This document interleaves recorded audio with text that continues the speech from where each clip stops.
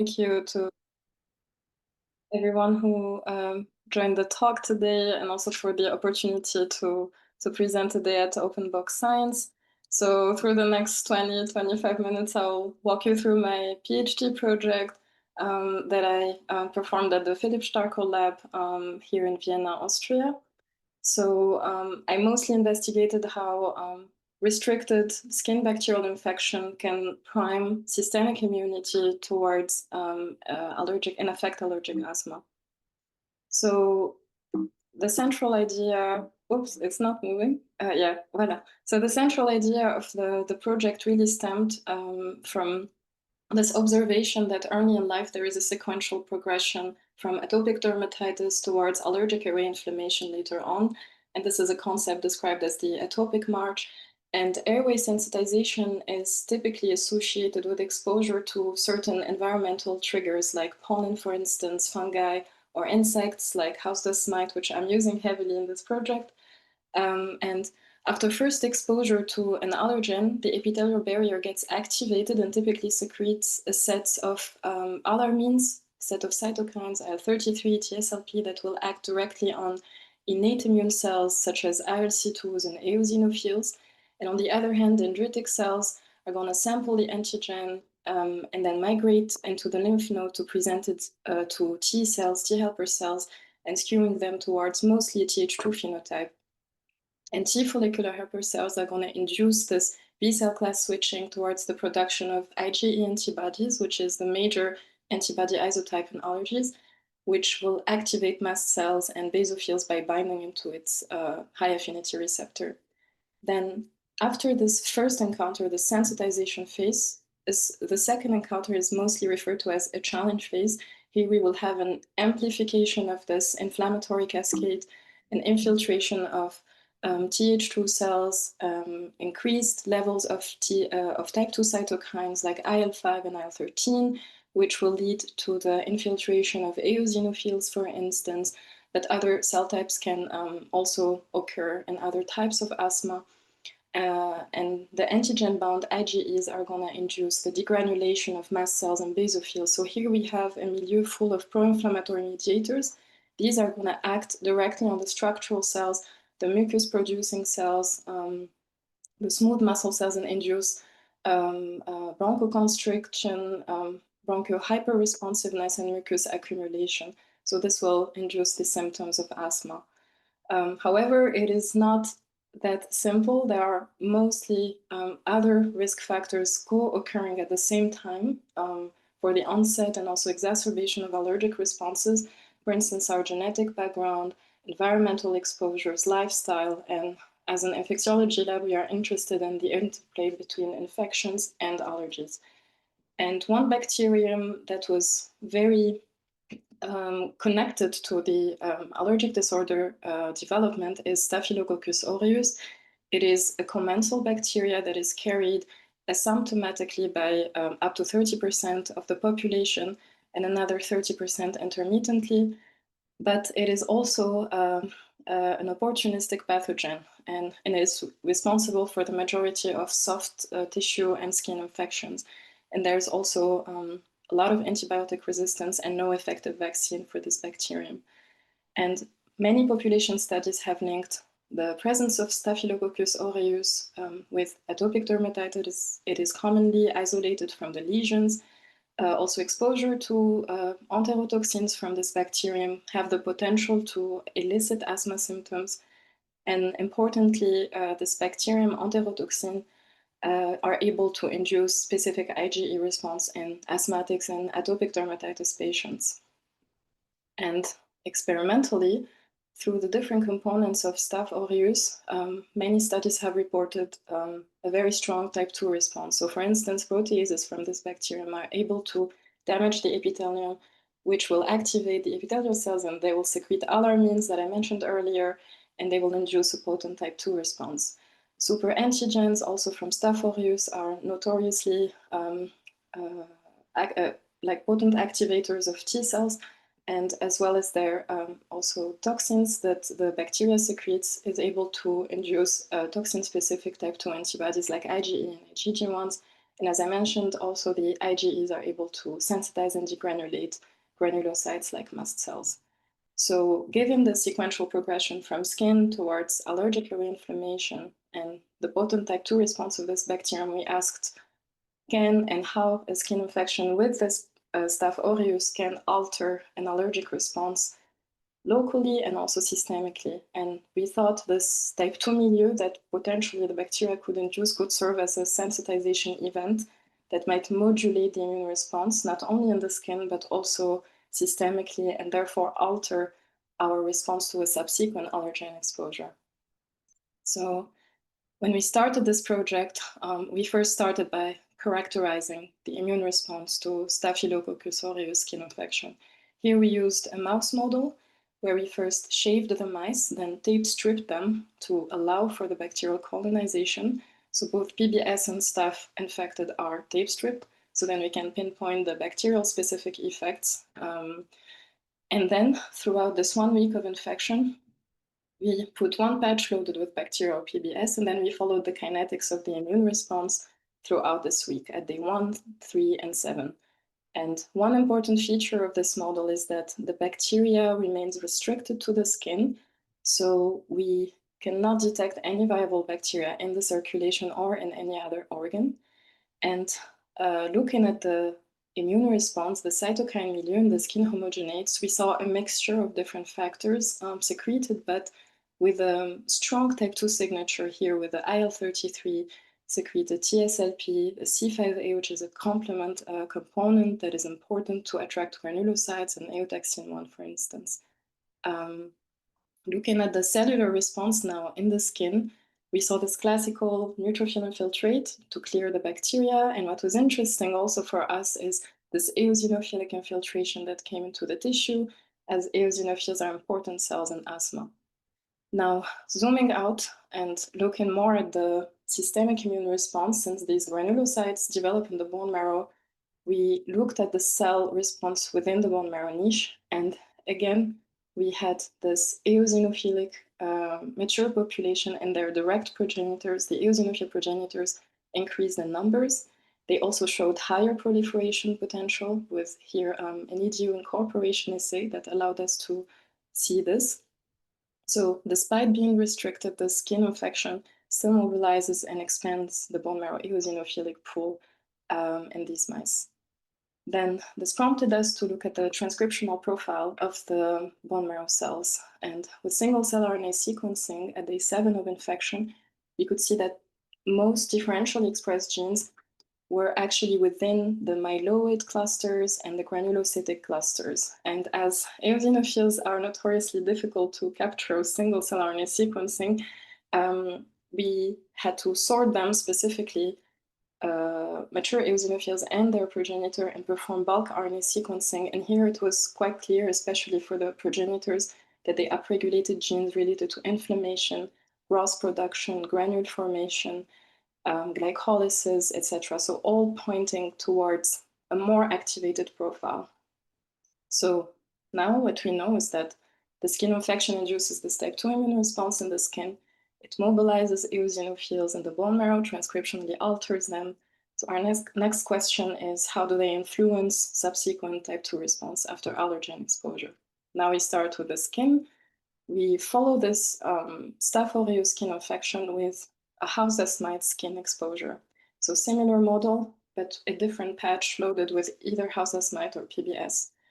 And in the pre-infected mice here in orange, we can see that they have an increase in eosinophil infiltration in the skin tissue. And this is accompanied with a highly pro-inflammatory cytokine milieu, here with different factors increased from type 1, type 2, and type 3 immunity. And this expansion of eosinophils and their progenitors in the bone marrow was still present at this time point. Then, does this influence the response at a distant site remotely? So we followed this model by one intranasal treatment at day 14. Then we harvested the mice at day 15. So this is the very acute response, the very early response after allergen exposure. And in the lung cells, we basically saw a similar phenotype with increased eosinophil and neutrophil infiltration in the pre-infected mice, here in green, and increased IL-33, C5a, and eotaxin 1, which is an important chemoattractant for eosinophils. We wanted to look at the hallmarks of asthma, so we had to extend this allergen exposure in the lung. And here, again, the same tableau, but with an even more intensified type 2 response here with IL-5 and IL-13 in the pre-infected mice. And these also had higher levels of house-dust-mite-specific type 2 antibodies, IgE and IgG1, and also an impaired lung function. So the pre-infection with this bacterium does promote subsequent type 2 responses, both in the skin and also remotely in the lung. We then asked, is this phenotype due to this active infection? Do we need to have an active infection at the time of the allergen exposure? So we thought, okay, what if the mice get to recover after the infection and then we expose them to the allergen? So this is exactly what we did. We removed the patch and allowed the mice to recover. They cleared the bacteria within a week, and all immune cells in the bone marrow and in the skin went back to baseline.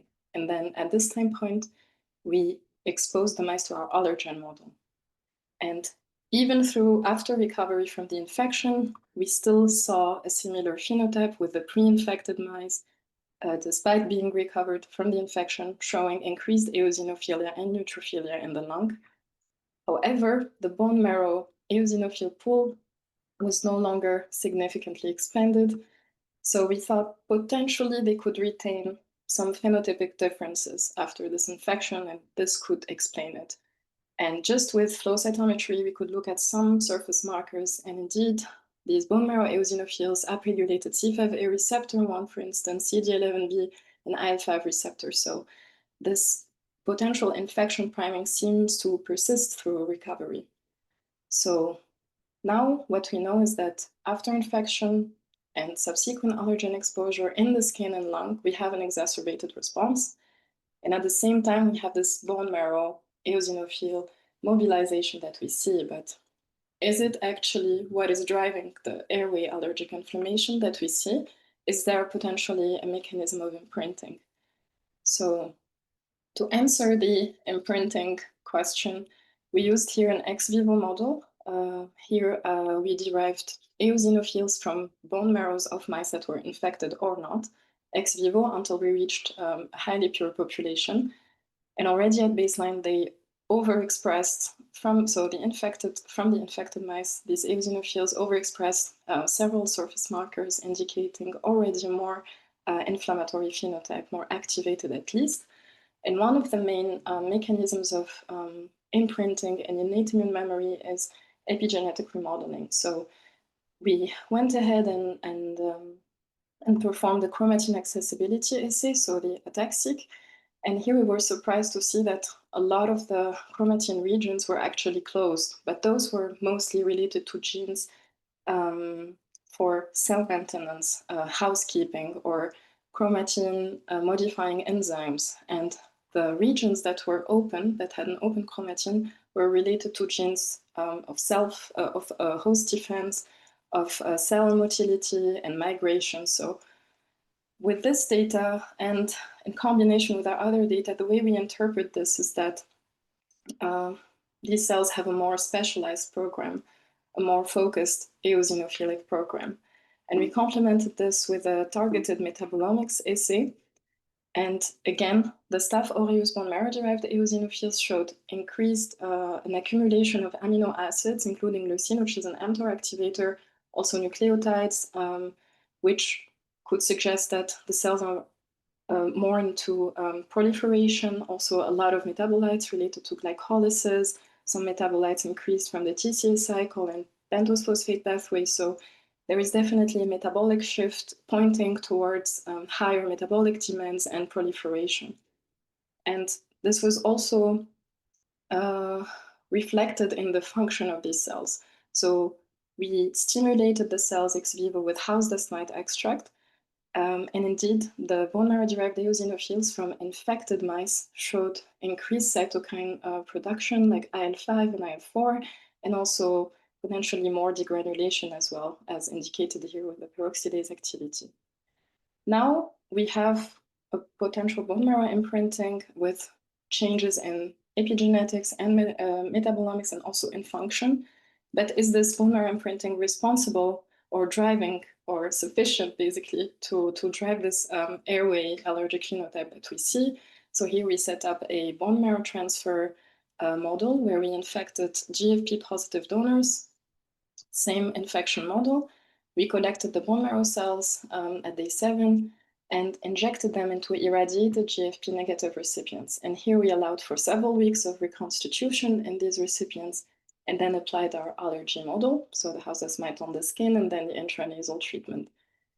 And we could see here that the group in green that received the donor cells from infected donors actually showed an increased number of eosinophils infiltrating the lungs as compared to the other groups. And we could confirm this also with an adoptive transfer, so where we sorted eosinophils from infected donors or PBS and transferred them into eosinophil deficient mice. And again, the same allergen model, and we could see a similar response. So there's really this cell intrinsic imprinting happening with the Staph aureus primed eosinophils able to infiltrate the lungs in higher numbers. So for now, we see that after staph infection, we have an epigenetic, metabolic, functional, transcriptional reprogramming of the bone marrow eosinophils. We think that it's probably the bone marrow progenitors that are reprogrammed and then give rise to these reprogrammed eosinophils, and that the bone marrow imprinting is sufficient to mediate this lung allergy phenotype. So then we asked which factor could be driving this bone marrow eosinophil expansion and recruitment into the lung. And so we went back into our cytokine data, and here throughout the model, in the skin and in the lung, consistently IL-33 and C5a were upregulated in the skin and in the lung at different time points of the model. And their respective receptors were also upregulated on bone marrow eosinophils, so the C5a receptor 1 and the ST2 for the IL-33.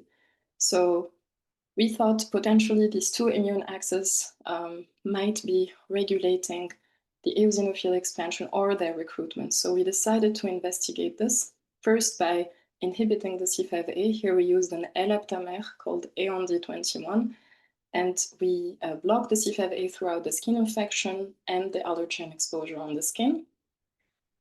And then we could see in the lungs that this effectively and significantly reduced the lung eosinophils after allergen exposure intranasally. However, it did not have any impact on the eosinophilic pool in the bone marrow. And we could confirm this in a more eosinophil-specific manner by using mice that lack the C5a receptor 1 exclusively on eosinophils. And we could replicate the similar phenotype with a specific decrease in lung eosinophils, as well as a dampening of the cytokine response here in the eosinophil-free C5a receptor flox mice. However, again, no impact on the bone marrow cell composition in these mice. Now we followed up with an IL-33 inhibitor. We used the soluble ST2FC, and it specifically reduced the lung eosinophils as well after allergen exposure, and it also significantly limited the eosinophil expansion and their progenitors in the bone marrow. So we had a similar approach here where we used mice that lack the ST2 receptor exclusively on eosinophils, and we replicated the phenotype we saw with the inhibitor with a decreased eosinophilia in the lung, as well as a dampened cytokine response here in the mice lacking the ST2 receptor on eosinophils, and again, a limited expansion of these cell populations in the bone marrow with no other impact on other cell types. So to summarize the findings of this project, so the skin infection with Staph aureus induces a type 2 response. It prompts and promotes a type 2 immune response upon subsequent allergen exposure, both in the skin and in the lung. So through type 2 cytokines, specific IgEs, and impaired lung function. One of the mechanisms that seems to be important for this response is through the IL-33, we have this eosinophil expansion during the infection phase, and then there is an innate immune memory and an imprinting happening as a response to the infection in the eosinophil population. And finally, the C5a seem to contribute mostly in the recruitment phase of the eosinophils. So with this, I'm already at my acknowledgement slide, and I would like to thank my PI, Philip Starkel, with whom this project would not have been possible, and also all of